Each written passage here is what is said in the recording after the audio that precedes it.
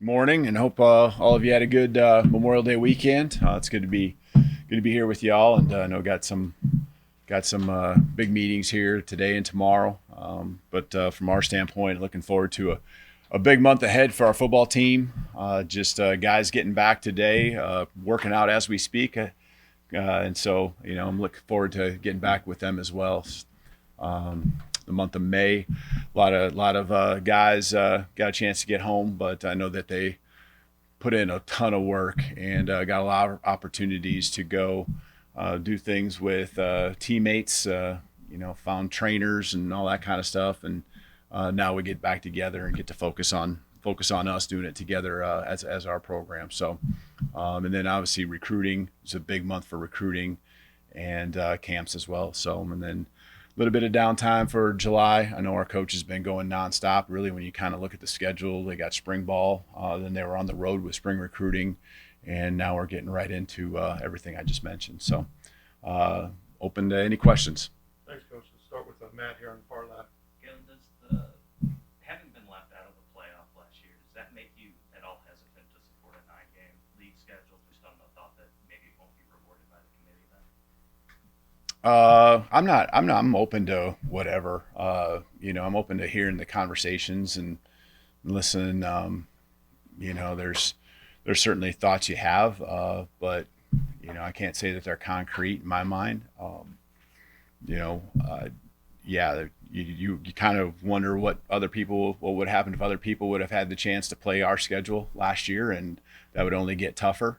I know if you played a full SEC 9-game schedule, I know from our end going into this season, we're playing 10 Power Four games with Florida State and Wisconsin this year on top of the 8 games. So I know we haven't held back at this point on anything when it comes to playing a tough schedule, non-conference wise. And so you would certainly have to look at those things as it applies if you played 9 regular season games that were all in the SEC. The question I have is, how do you really strengthen the schedule as you get more and more conference games? How do you really kind of understand what the strength schedule is from conference to conference? It's pretty easy with other sports when they play basketball, softball, baseball, whatever it might be, and you have all these non-conference games. So, that's beyond me to figure out. I'm just going to play the games that we can schedule and adjust accordingly as we change, the SEC games if that's the case. Kalen, you said it's a big time for recruiting right now. The House settlement still not approved. Questions about clearinghouse enforcement. When a recruit comes to you, hey, what can my red shirt look like at Alabama? Mm-hmm. How do you answer that question? Like, we think it's coming pretty soon, but we don't 100% know. And like, how do you kind of navigate that? Yeah, that's a really good question, and that's certainly the question we are working through right now. And that's even just with our own team. We have a full team on campus right now, and I believe still a lot of those guys that were walk-ons are actually have their name in the portal because they have to be able to adjust. And we've fortunately got some guys that really want to be at Alabama in those walk-on roles, and if the roster size was reduced, they and we would have to adjust accordingly there also. But as we get into June here, those conversations are tricky when you don't know the parameters you're playing with. But I feel confident we got a competitive. We got an understanding a little bit of the baseline if this goes through, and that's really what we're working off of at this point. Let's go to Colin back here and back left. Hey, Yeah. Kevin. Obviously, you're in the middle of your second recruiting cycle. I'm curious. The brand of Alabama is obviously different when you pitch recruits, but I'm curious, with the resources that you have at your disposal, has that kind of changed your ability or your pitch to recruits, or kind of what does that look like with, I guess, compared to your other stops?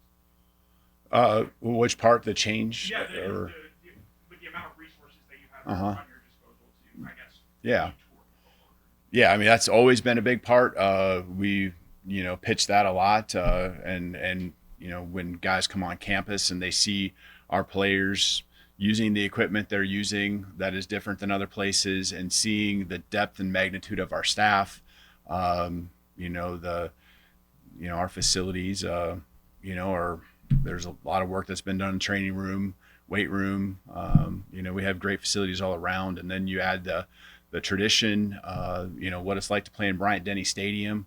The list goes on and on of the things that we continue to, that continue and just like always have brought guys to our program. And then, of course, I think selling our staff is really easy because they get around them, and our players are as good as any when it comes to recruiting because they just do what they do. They are who they are, and that's very attractive to the guys that are going to be coming onto our campus here over the next month. Front middle. Galen, I know you're going to hear about playoff formats, I assume, this week.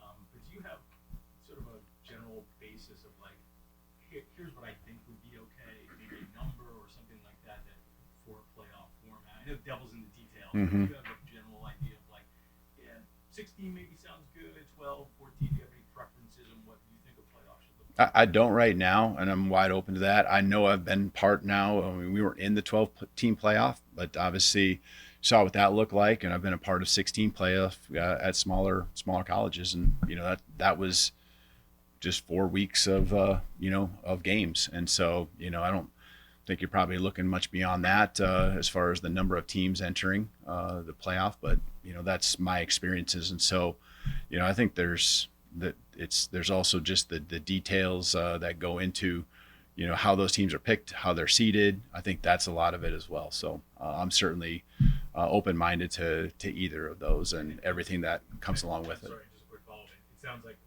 the how you get to those teams might be more important than the number of the teams. I think that's probably a lot of what's going to be discussed here today and tomorrow, and how we feel about that. And I think a lot of that has already been kind of set by Commissioner Sankey. Let's go to Steve, front row. Coach, you mentioned about the guys coming back on campus from a health perspective. Can you give us an update as to coming off of spring, Mm-hmm. how healthy the guys are? Yeah, well, there will be a group, and there's too many as a whole that still coming off of last season, missed some time during spring ball, but there'll be a pretty good group that now is in full swing, and just a few guys that have what we refer to as limited contact. I mean, there's not contact now, but limited, and just kind of monitoring their situations as they go through the month of June. But by the time we hit August, we feel very confident that we will have everyone back and be ready to roll at the level we need to. So guys are pouring everything into it right now. They are almost over the top with the work that they want to put in because of the desire they have to want to be great and have an amazing season, and really coming off of last year, want to prove some people right and prove some people wrong. Go all the way back middle. Coach, reflecting over the last year, what would you tell Kalen DeBoer before he walked into the room last year about what would be ahead for him in his first year at Alabama? I think a lot of it was just the early piece, just understanding what the timing of it was in January. I think that was the hardest part. The season and the ups and downs have been a part of that. I think a first year is always is extremely hard because there's going to be things that come your way that you just know are going to be hard to handle, and a lot of times it's the wins and the losses that I'm talking about. But that's I think last year it didn't play itself out like you want, but I think a lot of the things that came weren't so far-fetched when it came to what you expect a first-year season in the SEC to be at Alabama. It's going to be a grind. It's going to test you as far as staying the course and just test our team as far as sticking together. That's going to be every year, and it just is another level, I guess, when you really look at guys leaving the program and not getting an opportunity to really bring too many in just because of the timing of when the transition happened. But we're in a good spot right now because I think our guys have really we've kind of really found out who wants to be here. They've really dug in deep. We got a great mix of upperclassmen that understand what it takes, mixed with some young guys that either got their feet wet last year or coming in, and have been really accepted in in a way that they feel appreciated by the guys who have gone through it. So I'm really looking forward to this team this next 6 to 8 months. Anything unique or different about being in the South or Tuscaloosa on a lighter note that maybe wasn't anticipated?